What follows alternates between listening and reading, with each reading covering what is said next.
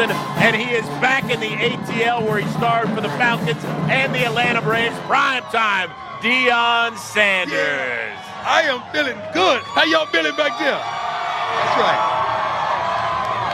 Good to be back home, Home. Prime. There's no place like home. That's what Dorothy said on The Wizard of Oz, right? There's no place like home. Hey, my man, they've been running you ragged already all week. But it's good. It's good. It's good, huh? It's good. All right.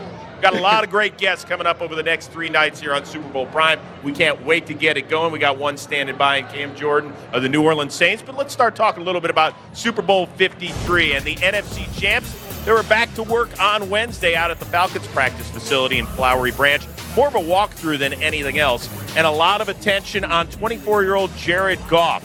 For instance, how do you keep the moment from being too big come Sunday? Just enjoy it, have fun, enjoy it. Understand that you want to be here. This isn't something that is a burden. You know, you work for so long to try to get here, and now you're here, and try to enjoy it and have fun and be the best when you can. So, guys, can the Rams win this game on Sunday, Deion, if he doesn't play exceptionally well? No. First of all, this kid is staring across the field at probably the all-time greatest quarterback that has ever played the game. And he's trying to match Tom Brady per point, per series. The Rams, for me, they need to be flawless offensively. They need to rush for 200 yards, and he need to pass for 200 yards with no turnovers on the other side of the 50. And they'll be okay. But that's a big ask. By the way, the Patriots have not given up 200 yards in a game on the ground since 2014. I was hoping you would say that. Yeah.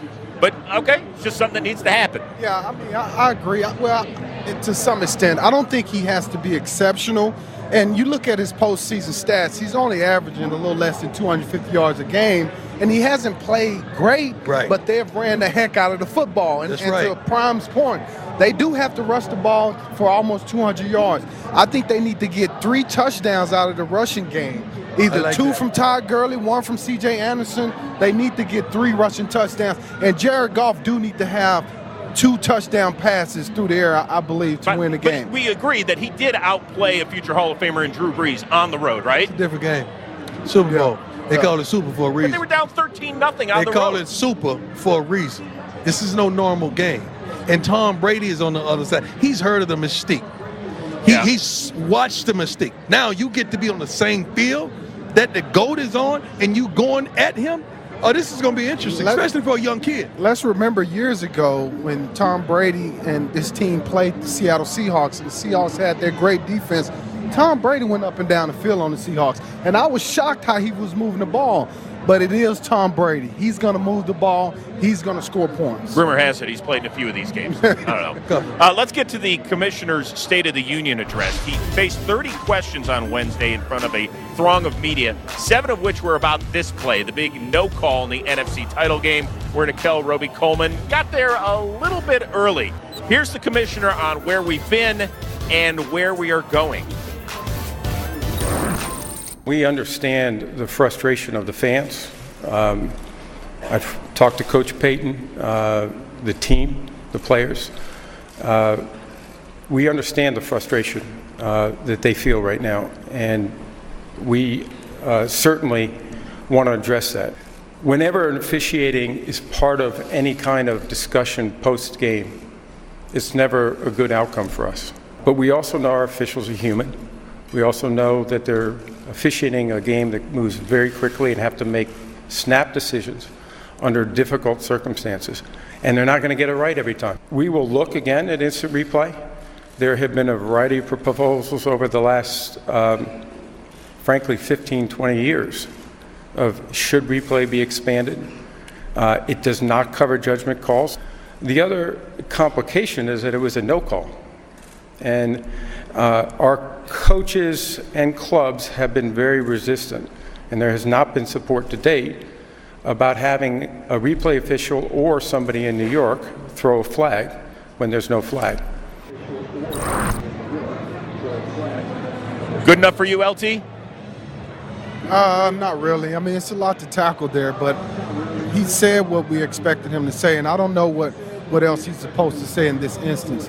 We know that the competition committee is going to review, penalties and how they should be called, challenges.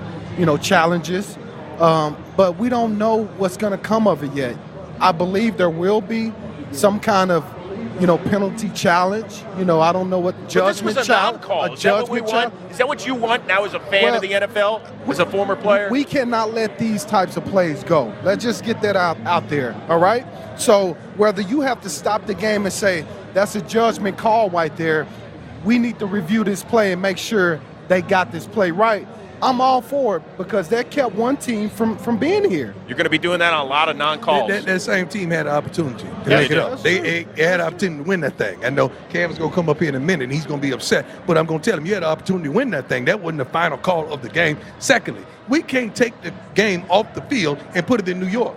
We can't put it in a man's hands that's not even there. I understand you have all the technology and you can see and you want to make the proper call, but what about holding? Okay, it's a touchdown pass. Hey, man, he was holding, man. Yeah. Okay, do we bring that back and judge that? Right. Because that's what you're going to get. There's a lot of things got to be worked out. That was pass interference, all right? We understand.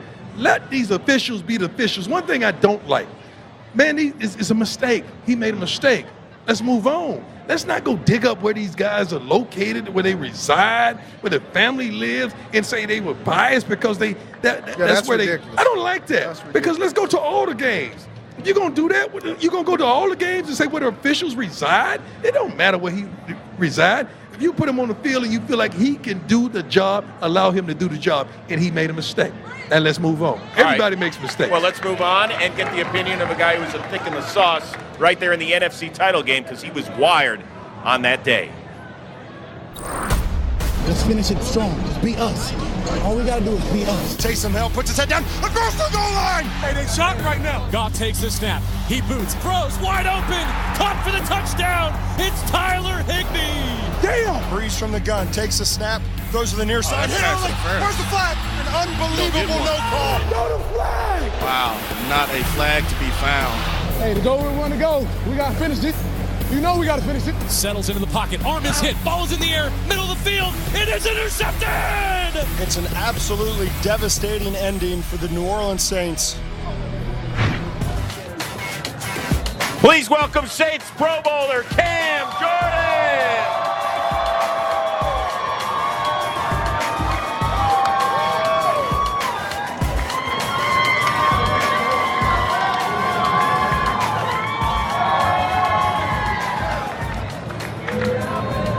Did you ever think you'd get cheered in Atlanta?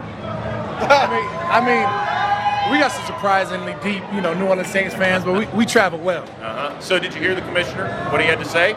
Yeah, I heard it. And? He sounded like Prime over here. Cam, you had a chance to win it. Cam, did you not have a chance to win it? Doubt. Did y'all have a chance to win it afterwards? It was a bad call. Eight days later, 9 days later, at least make eye contact. Can you at least make eye contact? I still love you. I still love you, man. Look. Be talking to me like that. Hey man, 8 days later, man. Look, I can always come on over, but I mean, when you say 8 days later, 9 days later, I'm able to be more introspective. I'm able to sit back and say, hey, there was plays that we needed to make on the field. There was plays that you can definitely say that you can make. Yeah. Now at the end of the day, we're in the NFL. We're in the elite of the elite. We're in the top tier. True. You expect a standard to be of accountability to be across the plane. You're 100% correct. Now again, it happened, and we're going to have to still go ahead and sit there and break down the film and watch the film 100 times over and say this is the steps that we had, that we won the first game. We have to come back and win the second. They messed it up. No doubt. Okay, they messed it up. But to me, it's deeper than that because this is the second year in a row that you've been close. You had your hands almost there, and it snatched away at the conclusion of the game. A year ago in Minnesota. Now this year, I mean, it's like at least you're getting a step closer every year. I don't agree with the call. Don't underestimate that, not at all. But you still, thereafter, had a chance to win that thing. No doubt. When you say, we still came back on the field, we still had a chance to make a turnover, finish the game ourselves, which we've done this last season, so we have all the confidence in ourselves. We go into overtime, of course, and you say that, we had every chance to score there, and at the end of the day, that's got to be on us. 8 days later, I'm in a way better spot to be a lot more communicative about exactly what happened. But you asked this thing 7 days ago, and maybe you're not sitting in that chair anymore. Maybe I flipped the chair. Hey, you even hit me. I'm going to sue you. But I didn't say hit you. I said flip the chair. Now, if you hit the ground, that's on you. What you would have wanted to see that play reviewed at the time that is. Like, for sure. For sure. I mean, we talk about, you know how much work and effort you put into OTAs, how much work you put into camp, how much work you put into the season, how much you have to fight every game. Again, it's about that standard of accountability. It's about being able to, fight every inch and for all 60 minutes of the game. And then you see a blatant hit like this on a teammate, on a guy that you care about. It could be one either pass interference or helmet to helmet. Right. What is the other? I would say it's not even one call. It's a multitude of these calls. It's a culmination of what is the standard. But we still can't take it and put it up in New York, because how many times you get held? Hey. How many times you get held that's not what called? offensive linemen do. Right. So apparently that's what corners do. So now did we take that? Do we take that and put it in the hands up in New York? We can't do that. I'm going to leave that to powers higher than me, because it doesn't matter about what we feel. There's going to be a competition committee. There's going to be Goodell, and he'll say what he said. All right, well, let's hear what your coach had to say, because we haven't heard from him since right after the game a week ago Sunday. What is it now, a week and a half? Feels like it's been, longer than that. I would say, honestly, after the game for 2 to 3 days,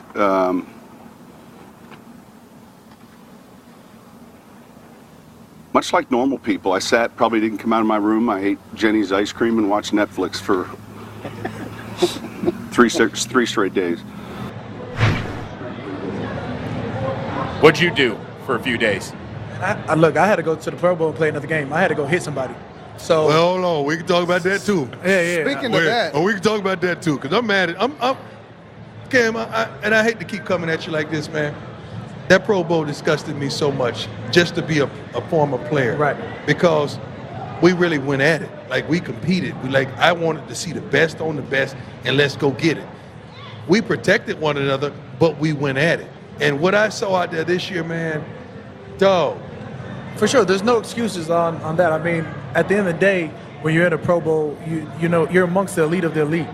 You have respect for each other, but you definitely have to go get it. And when you talk about the camaraderie, the brotherhood that is the NFL, sometimes things can get skewed, as you know. Yeah. All right, Cam, did you see Alvin Kamara pass rush moves? And if you did, okay, you talked about it. What you think about? Look, the first one he came off their corner now. The first time we did it, we had a little stunt. I was like, look, bro, I'm gonna Justin Smith this thing. I'm gonna grab the tackle in the guard and just make it clean. and then the second one, he was just like, he's like, I'm gonna go get it, bro. I was like, please do, by all means. Hey, that's at least speed and quickness, corner, man. He did go around that corner. 1 to 10, how's his pass rush? Hey, I mean, if we gave him a pass rush move, I'm pretty sure he can get back. We're not going to say it because we're in Atlanta. We know which offensive lineman we can get back. Right. Hey, last thing on your wardrobe, you still have the alpaca jacket?